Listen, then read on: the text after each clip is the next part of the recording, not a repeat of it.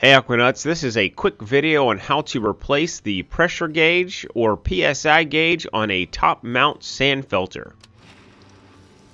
A basic PSI gauge will last about a year. The good news is that when it goes bad like this one here, it is easy to replace.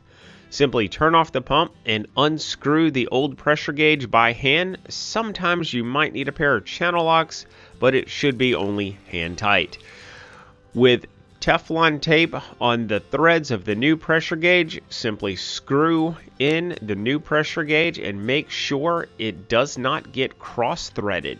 It should only be hand tight and facing the direction that you can easily read it. Easy as that.